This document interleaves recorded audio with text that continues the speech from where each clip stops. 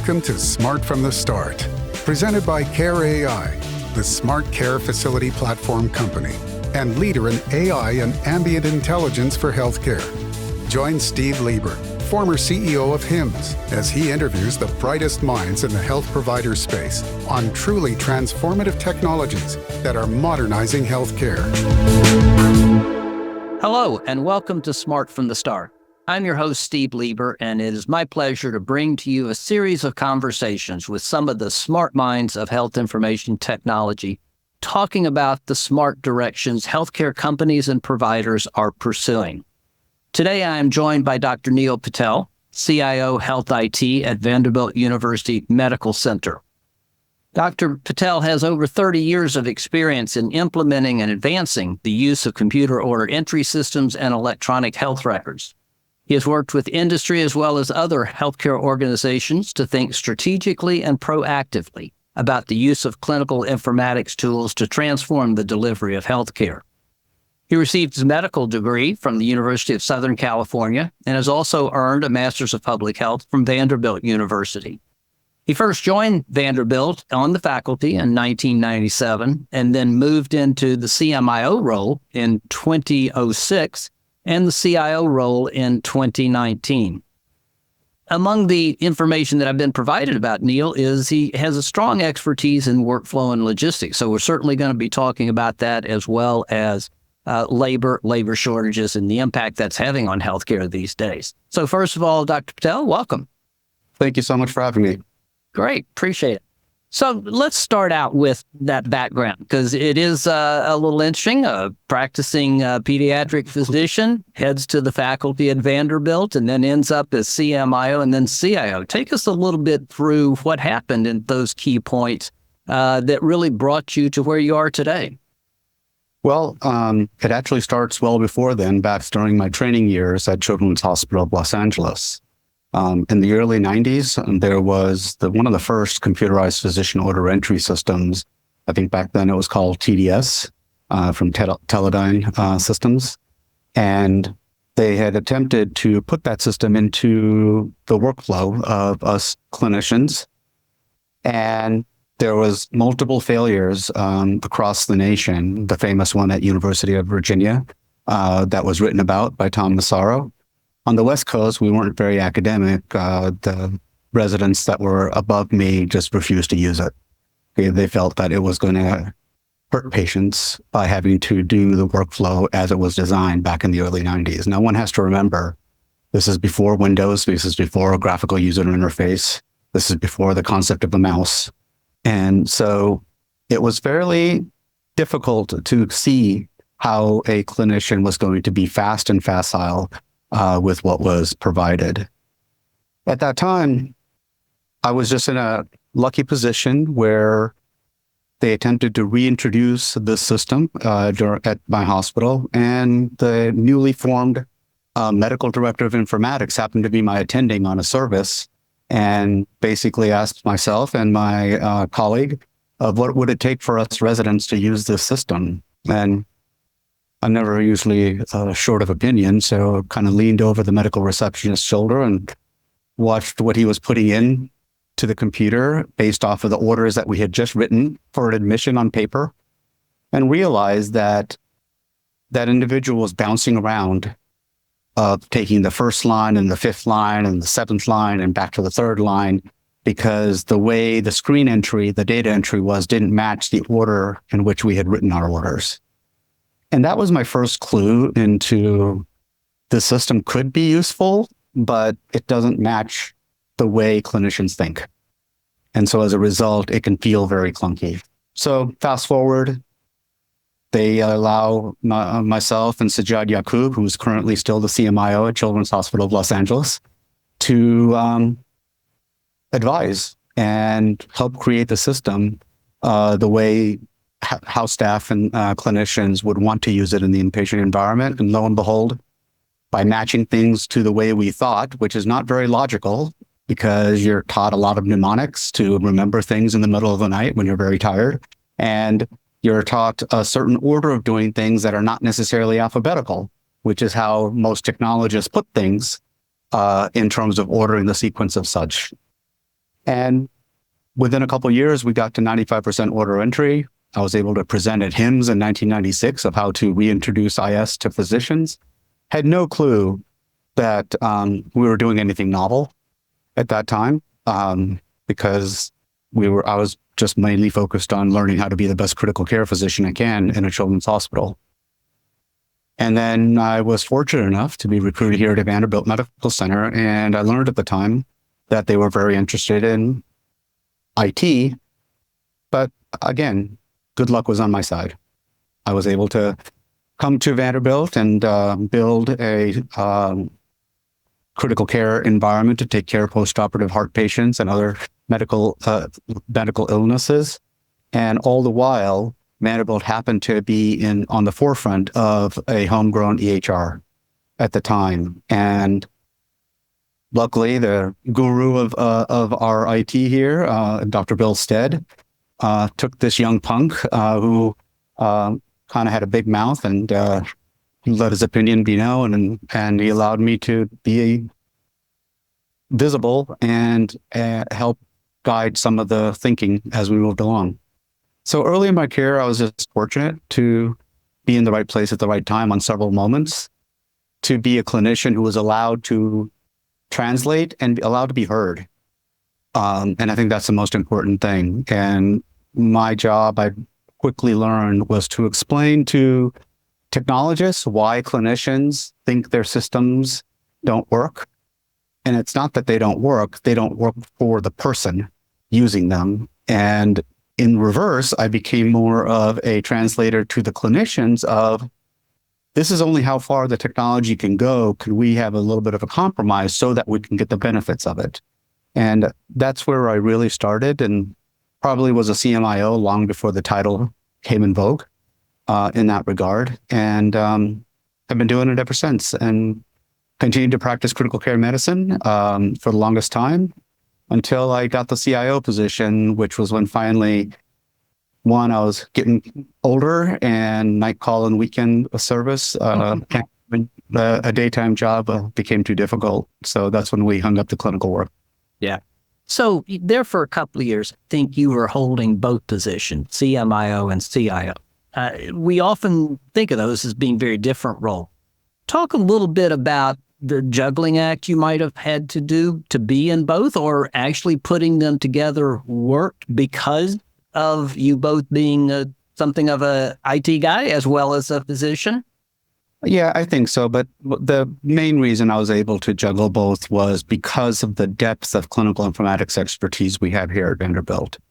Many health systems only have one CMIO and maybe a couple associate CMIOs. But at Vanderbilt, it's part of our DNA. So when we transitioned from our homegrown EHR to the Epic platform 5.5 years ago in November of 2017, we had 10 plus clinical leaders across the medical center, many with informatics training background, others that were just, learned it on the job like I did, in every discipline across Vanderbilt. So as a result, the roles and duties of the CMIO was distributed amongst a lot of people who were helping lift. And my job was more often than not just connecting the right people to the right person, and then helping translate that with the operational side of IT and partnering at that time, initially with the CIO who was here, and then subsequently taking on that role. But I wouldn't recommend it for longer term. We were fortunate because we had a lot of talent here at Vanderbilt and physician leaders in the informatics space. And actually, as of this year, we have formally named a CMIO to focus in on that area and coordinate the activities of all of the other informatics leaders in the clinical space. Good to hear.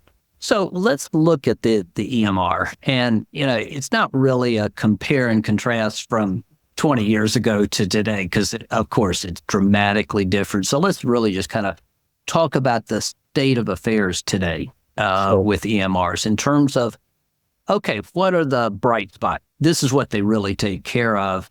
And these are the weaker spots. These are the ones where you either need to go somewhere else or there's work being done and it'll get there. Talk a little bit about the current state of affairs with the technology. So I think, as with everything, there is good and bad, as you stated. The good is that information flows and you don't have to be physically present with the paper record to access the information that's needed for a patient. People forget that. Almost 19 years ago, we had the good fortune of having President Bush visit Vanderbilt, and he held a town hall where we had one of our patients on stage with him. And she happened to have her child in our pediatric ICU for the longest time. And she told a great story of when we converted from paper to electronic health system, because we used to have to roll in the patient's chart in a wheelchair because there were so many volumes. And when we converted over to our homegrown EHR, all of a sudden, she had the good fortune that at any time her daughter came back into the hospital, the clinician, no matter where in the health system they were, could pull up her latest labs, could look up the last discharge summary from the hospital, and expedite care. Now, we take that reference for granted now, right? That's just table stakes. But if you think about the transformation we had, where we usually were flying by the seat of our pants if you're in the ED seeing a patient for the first time and you have no clue what happened to them, even just the day before they happen to be in clinic because there is a piece of paper somewhere that hasn't been filed yet. And we all know, just as with our own lives, there's only so much the parent can remember or a patient themselves can remember. So from a access to information, it's tremendous and it's great. But as with everything, when there's too much information, it's difficult to access the right piece of information easily. And I think that's where the bad side of the EHR comes in, because now everybody's putting their information in, but they're all putting it in the place that they've either been told to, or it's how it's been designed by the vendor, or it's done for multiple other purposes than just clinical care, whether it's for billing, whether it's for regulatory purposes or compliance purposes, or just differences in terms of how clinicians are trained and built, because there's differences in how nurses are trained to document versus physicians versus rehab services versus dietitians, et cetera. And so I think that's where the difficulty comes in now, is all of the information, quote unquote, is in there, but now it's like rummaging through your attic to try to find the one thing that you need, at the same time balancing the production pressures you have with patients in front of you or decisions that have to be made in a timely manner. So that's one aspect of the good and bad. Have immediate access to information, but at the same time, sometimes it's hard to find in the mechanism, in the methods that are made available to you by the technology. So in your mind, where do you go? Where is your thinking about where you're going to take Vanderbilt in terms of, okay, these are the strengths and weaknesses of EMRs. These are the other things that are being developed out there. Here's what I'm thinking. So let me pick on one other area, which is helping you make decisions. So we call that clinical decision support. It could be as simple as, if you pick a drug to prescribe to a patient, it gives you helpful guidance of what the dosage areas are. It can also cross-check against allergies or contraindications that you might not look up, because now it becomes more automatic. I think those kinds of things, so decision support and looking up information, I think both converge in the same aspect, making the job of the clinician easier and easier to do the right thing. And so what happened is we accelerated so quickly into deploying technology from the commercial EHRs to meet the requirements of meaningful use in the HITECH Act, that many people just put the system in, but didn't take into account exactly how the various actors in the healthcare setting should interact with the system.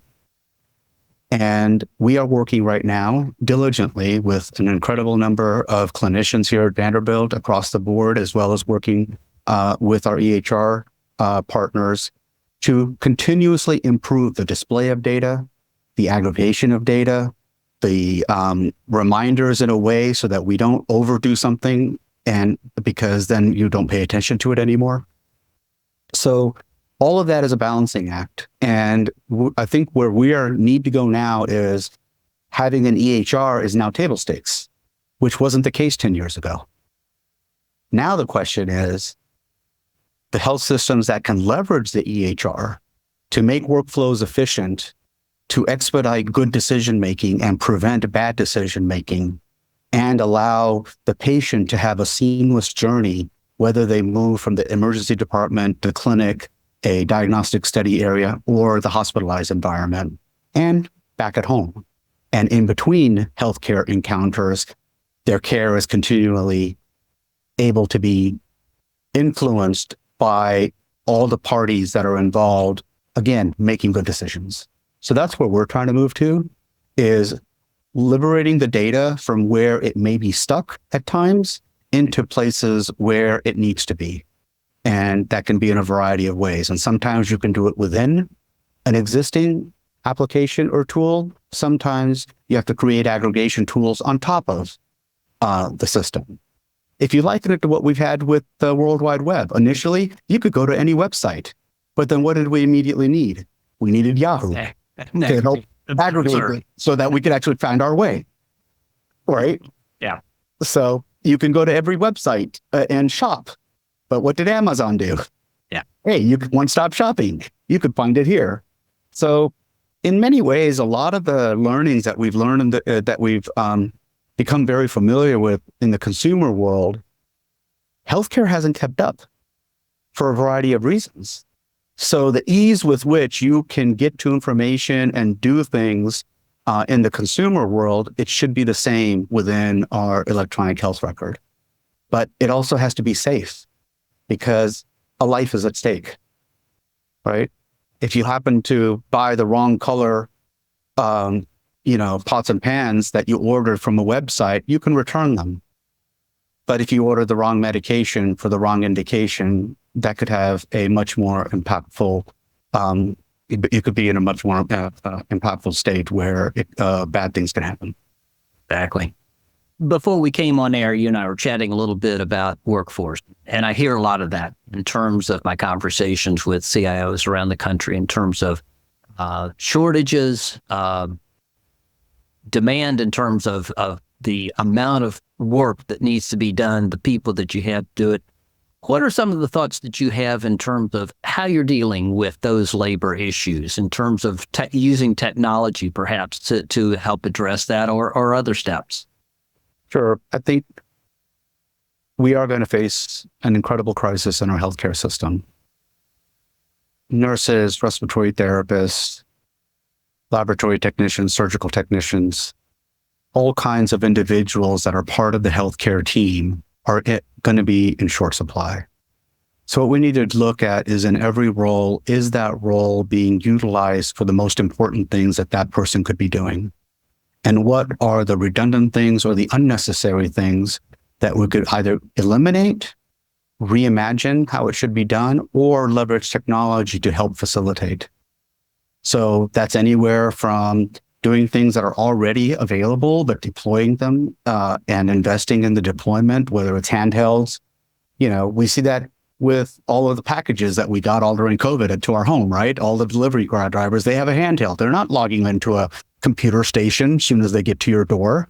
And so in that same sense, can we have that kind of technology? And it's available, right? But deploying it in a way that we can leverage it for its maximal function. So self-service is also important. Let's not have redundant data. I'm sure you love it when you have favorites already set up on your bookmarks so that you can get to do the right things on a very quick manner. You would hope that when you do those sorts of things, they're set up in a way that helps your workflow. In the same way in the clinical world, let's make sure that the various workflows are efficient, the data is aggregated in the way the clinician can benefit from, and the right amount of alerts can happen that can provide the clinician with confidence. And working in a critical care unit, I learned something very, very important. A team can function very efficiently and show an incredible amount of confidence when they are not worried. And these days, because of the shortages, because of the intensity and the acuity of the patients, the biggest thing that I feel that's contributing to folks, quote unquote, burning out is the anxiety that they may be doing something wrong, or they're missing something or not providing the best care. So if we can leverage technology and have that confidence, and the example that I give is we drive now and we just look at our phone for GPS to know where we're going. We punch in an address and we're good to go. We drive with confidence in areas of town that we've never been in because we have a tool that is guiding us. Think about the anxiety level if you were searching for that street but didn't have the phone and didn't have a map. I think we all remember those times when we were on those trips. But I feel like our bedside nurses and staff are put in those kind of situations. It's a great analogy. Right? And that anxiety for a mid-20-year-old is overwhelming. And the support structures just aren't there because of just how tight the margins are in a healthcare setting. So I think leveraging technology to provide confidence to the team that they're doing their best work, all of a sudden, you see technology, anybody can become a taxi driver, right? Imagine how well they could do that job if they didn't have GPS. Yeah.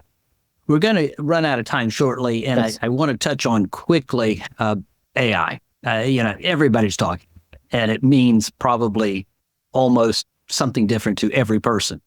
Quick insight in terms of how you see Vanderbilt leveraging an aspect of AI. Let's try to tackle the whole thing, but just where do you see you taking the organization in this respect? So a couple of things. I think AI is just a new term that actually I spoke to earlier. It is yet just another augmenter of workflow. So it can be as simple as it's creating prose that I don't have to think up on my own. So that's a good thing. If I need prose or text to fulfill something, my question would be, if you need all that, let's make sure it's accurate and that you're proofreading it, because we know how that goes sometimes. Like we see that with our spell check, right? The second part is it can also be a good aggregator of data in a way to summarize things so that you can quickly get up to speed on something. The problem now is, how do we know it's right? And so one of the areas that Vanderbilt is going to be working on with our deep expertise in informatics with our faculty, one of the largest faculty in the nation in biomedical informatics, is put the scientific rigor against some of the tools to make sure that we're not missing the mark. Because remember, just like computerized order entry, if it makes a mistake, a life could be affected. So in this case, we're going to want to leverage these tools, but study them and make sure that they are ready for prime time. We've seen multiple examples that if you go into what's caught the vogue right now of ChatGPT or generative AI, you can ask it questions, and yes, it can pass the entrance exams or the exams for specialties in medical and medicine. But there's more to that in terms of understanding the nuance of a patient's healthcare and making the right decision. And it can sometimes make things up because it's a probability model. And it's not wrong. It's not trying to make things up, but it's just the way it's built. Yeah. So I think us learning that space, studying it, and then leveraging it for where it's ready for prime time in the same ways that we've leveraged all these other tools over the years. So what I'm hearing, this is next generation clinical decision support. It's a new tool that utilizes some different processes, but just as we did before, you had to understand the algorithms and the way the decision support tool is built as to whether or not you could trust it. Back to your analogy about the GPS. Yeah, we hop in the car and turn it on because we trust it. Yes. And that's what you're saying. What if you put in the address and it made up the freeway that you were supposed to go on because it just connected the dots because it was a probabilistic model? Yeah. That would hurt. Yeah, that would. One last thing, back to the demands on the workforce and all, one of the areas we're looking at is ambient and physiological monitoring. I know Vanderbilt is moving in some directions there. Quick word on that. Sure. Again, I think it's a matter of augmenting workflow, but also And the issue is we are good at capturing all the data, right? You can capture it all, but the question is, what are you going to do with it? And how is somebody downstream who wasn't in the event going to consume it? Again, I love analogies, and I look at it like home videos, right? You used to love taking home videos when you had that little camera that you used to walk around instead of your iPhone. How many times did you actually go back and watch all those tapes? So yes, we can capture a lot. The question comes out to how do we then do the things that we need to from an informatics sense of summarizing, aggregating, translating, and potentially even having algorithms predict the next step from that data. And I think that's where a lot of companies are really focusing in on and making advancement. And at Vanderbilt, we hope to be right in lockstep with them to evaluate it and put it into a workflow that makes it seamless to the care provider or the patient. Excellent. Thank you. Let's close with a piece of practical advice. We've got listeners that are in similar leadership roles, maybe not with the backstop you've got at Vanderbilt University Medical Center, but from your perspective, something to pass on to our listeners in terms of how to be dealing with today's environment. I think, as with anything, this environment needs individuals who want to solve problems and get things done. So the best advice to continue to do good things and be noticed is to be a part of the solution, help provide options to solving the problem, and don't worry about who gets the credit. Excellent. Dr. Neal Patel, certainly do appreciate you being with us today, and all of our listeners, thank you for joining us. I hope this gives you an idea about how to make healthcare smarter and move at the speed of tech. Be well. Thank you now. Thanks for listening to Smart from the Start. For best practices in AI and ambient intelligence and ways your organization can help lead the era of smart hospitals, visit us at smarthospital.ai. And for information on the leading smart care facility platform, visit care.ai.